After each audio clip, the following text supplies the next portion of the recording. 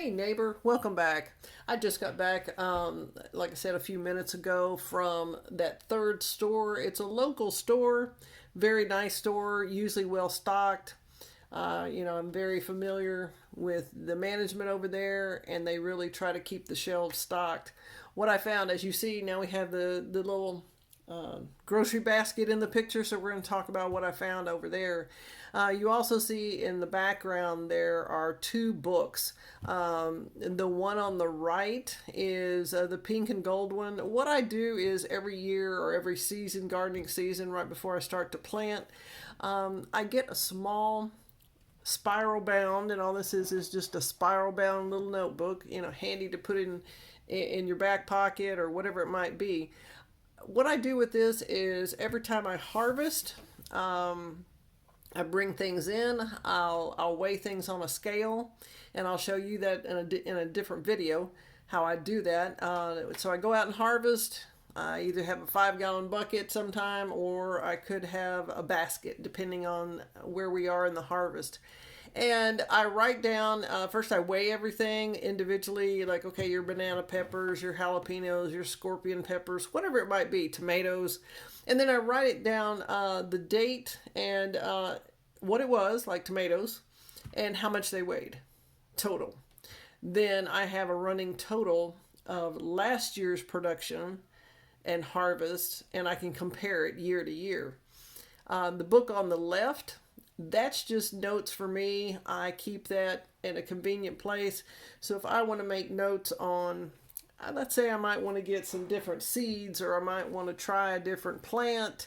I'm trying some red clover this year as a ground cover to feed back with some nitrogen. And I have regular clover out there with some little purple flowers that feeds the soil back, gives it back some nitrogen. What I did find, these are the two things I did find. I got waylaid when I got in the store, at my local store. So I bought these two for the upcoming gardening season.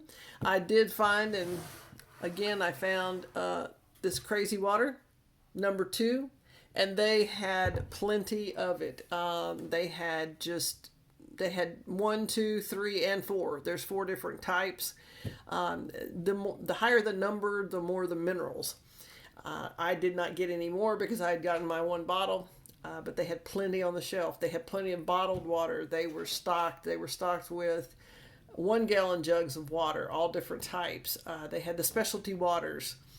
And I went up and down the aisles. They were short on Charmin bath tissue. Again, these stores were really crowded. I had some aisles I couldn't even get down, but I could see that they were short, and it was in that Charmin area. The canned goods looked fine. The deli was up and running, which I was kind of shocked. Everything seemed to be in order. I did hear over the announcements that they were saying, they were talking to somebody on a phone, that a truck was pulling in, and I guess that means everybody go in the back and unload that truck. Don't know what was on it. I checked the cat food, the dog food aisle. Everything was fine. We have to remember our furry friends. I mean, they're family. I know that ours are. And I kept looking up and down the aisles in the area of the plants and the flowers. There were quite a few containers or boxes coming in for the Christmas season, the holiday season, and they had the fresh plants in there, fresh flowers. They had I call it the knickknack area, or the decorative area.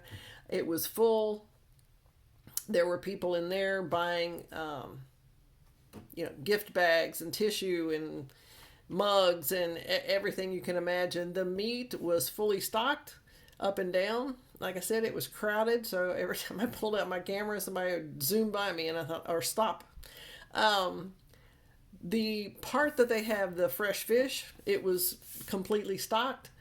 I just didn't really see any shortages in that store. Now, doesn't mean that by the end of the day it won't be, not wiped out, but it won't have some shortages. But right now, they have plenty of food. They have plenty of supplies. They had plenty of alcohol and gloves and masks. They had the tissue paper. They had paper towels. Like I said, Charmin was the only one they didn't have. One thing that I did notice they were out of, which was I I thought it was strange. It's like, I don't know, maybe a lot of art projects in school. Cotton balls. There was not a cotton ball to be found in that store. And I looked in different areas on end caps and things of that nature, just no cotton balls. And they were not on sale. I asked one of the department heads and I said, are cotton balls on sale or what? He goes, I don't know. Just somebody came in and bought most of the cotton balls. And I said, well, somebody has a school project. Maybe they're making snowmen or whatever. But so far so good around here. Yes, there are some empty shelves. Some things are not there. I have not been into Dollar Tree. I just went into a small local store up by me. I appreciate you stopping by and going on this collab with me. And like I said, I want to give Linda from Linda's Prepper Kitchen a shout out because she invited me to do this with her, and I'm excited. Being a new channel, I like to be included in things. And if you just have a minute, jump in there and subscribe and like the video. And if you found some shortages or abundance at your local, maybe smaller stores that are not the big box stores, if you could just mention that in the comments, or just tell me how you do your shopping. Do you go to small stores? Do you go to all the big box stores? Or is it a mix? I appreciate it, and I look forward to seeing you next time.